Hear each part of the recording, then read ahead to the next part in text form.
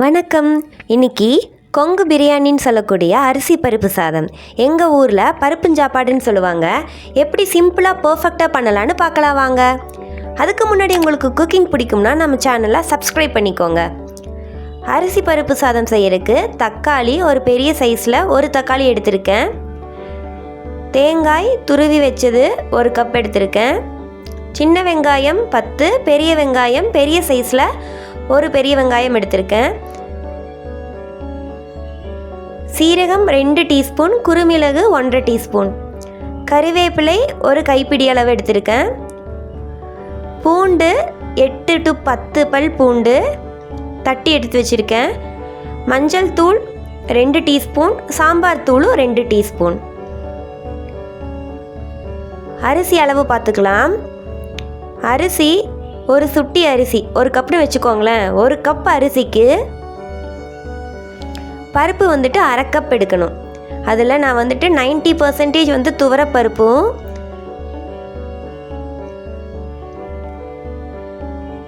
10% வந்து பாசிப்பருப்பு எடுத்திருக்கேன். இந்த ரெண்டும் சேர்ந்து அரை கப். இல்லை நீங்கள் ஃபுல்லாகவே வந்துட்டு அதாவது அரை கப்புமே வந்துட்டு துவரம்பருப்பு எடுத்தாலும் நல்லாயிருக்கும்.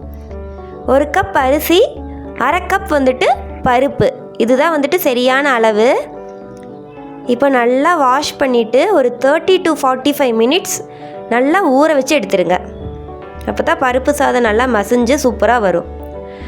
1/2 அன் ஹவருக்கு அப்புறம் குக்கரில் எண்ணெய் விட்டுக்கலாம். நான் 2 டேபிள் ஸ்பூன் கடலெண்ணெய் ஊற்றிருக்கேன். கடலெண்ணெய் பருப்பு சாதத்துக்கு ரொம்ப நல்லாயிருக்கும். எண்ணெய் நல்லா சூடானதும் அதில் வந்துட்டு வெங்காயம் ஆட் பண்ணிக்கலாம். நீங்கள் ஃபுல்லுமே சின்ன வெங்காயம் யூஸ் பண்ணாலும் இன்னும் டேஸ்டியாக இருக்கும். அப்படின்னா ஒரு 20 சின்ன வெங்காயம் யூஸ் பண்ணிங்கன்னா கரெக்டாக இருக்கும். வெங்காயம் போட்டுட்டு ஒரு 1 or 2 மினிட்ஸ் நல்லா வதக்கி விட்டுருங்க. ஓரளவு வதங்கினா போதும். பிரியாணி அளவு நல்லா வந்துட்டு செவந்து வதங்கணும்னு இல்லை. வெங்காயம் ஒரு நிமிஷம் 2 நிமிஷம் வதங்கினதுக்கப்புறம் நம்ம அதில் வந்துட்டு கறிவேப்பிலை ஆட் பண்ணிக்கலாம். கறிவேப்பிலை ஆட் பண்ணிவிட்டு அதையும் வந்துட்டு லைட்டாக வதக்கி விட்டுருங்க. இந்த ஸ்டேஜில் நமக்கு பச்சை மிளகா வேணும்னா ஒரு பச்சை மிளகா ஆட் பண்ணிக்கலாம். எங்களுக்கு சாம்பார் தூள் மிளகுவோட காரமே போதும், அதனால் பச்சை மிளகா ஆட் பண்ணலை. இப்போ வெங்காயம் கறிவேப்பிலை மட்டும் ஆட் பண்ணியாச்சு. அது ஓரளவு வதங்கினதும் தக்காளி ஆட் பண்ணிக்கலாம். பெரிய சைஸ் தக்காளினா 1 போதும். அதுவே ரொம்ப சின்ன தக்காளினா 2 தக்காளி ஆட் பண்ணணும். தக்காளி அதே மாதிரி தான், ரொம்ப ஃப்ரை ஆகணும்னு இல்லை, ஓரளவு ஃப்ரை ஆகி வரணும்.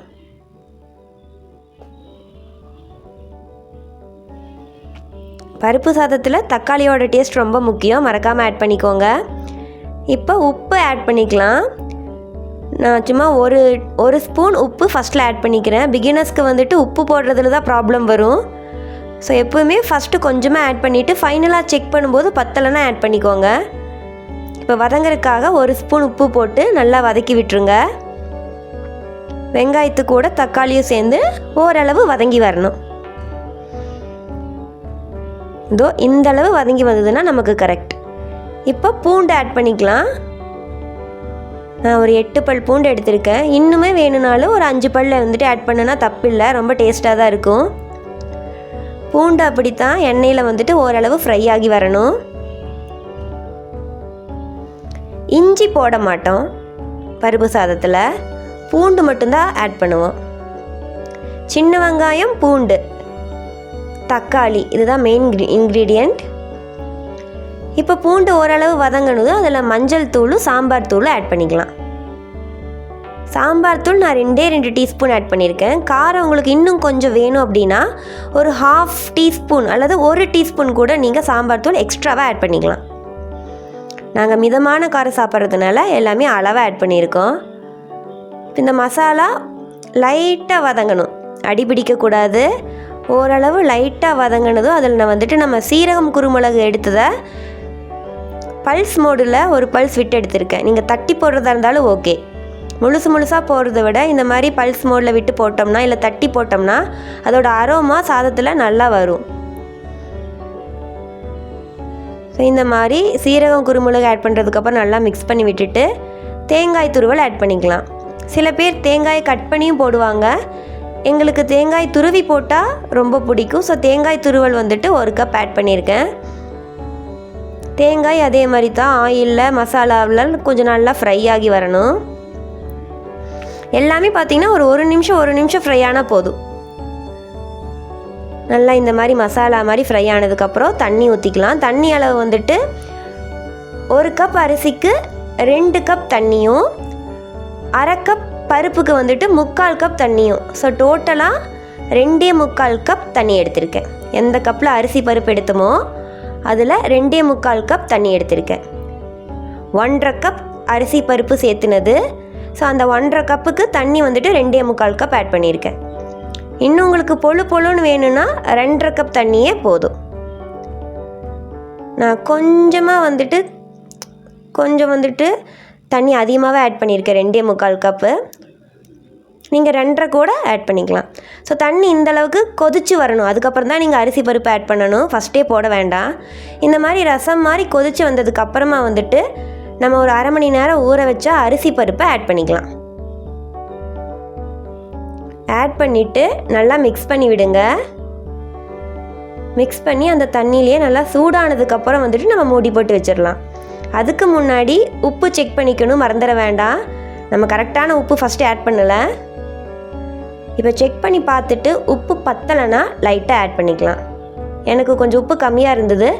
ஸோ உப்பு லைட்டாக ஆட் பண்ணிவிட்டு குக்கர் வந்துட்டு விசில் போட்டு 3 விசில் விட்டுடுங்க.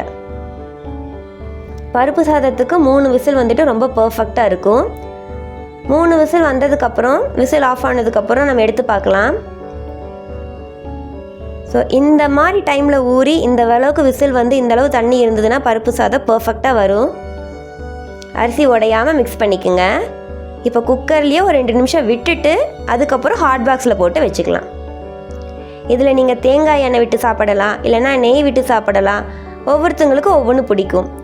ஆனால் கண்டிப்பாக மஸ்ட்டு ட்ரை காம்பினேஷன்னா ஊறுகாய் வச்சு சாப்பிடுங்க, அப்பளம் வச்சு சாப்பிடுங்க. தயிர், மோர் இதெல்லாமே வந்துட்டு பருப்பு சாதத்துக்கு பெஸ்ட்டான காம்பினேஷன். நீங்கள் உங்கள் ஊரில் பருப்பு சாதம் எப்படி பண்ணுவீங்கிறத கமெண்ட் பண்ணுங்கள். இந்த ரெசிபி பிடிச்சிருந்ததுன்னா கண்டிப்பாக ட்ரை பண்ணி பாருங்கள். பருப்பு சாதம் வந்துட்டு ரொம்ப ஈஸியாக ஒரு கெஸ்ட்டு வந்தாங்கன்னா கூட செய்யலாம். இதே அளவுகளோடு செஞ்சு பாருங்கள்.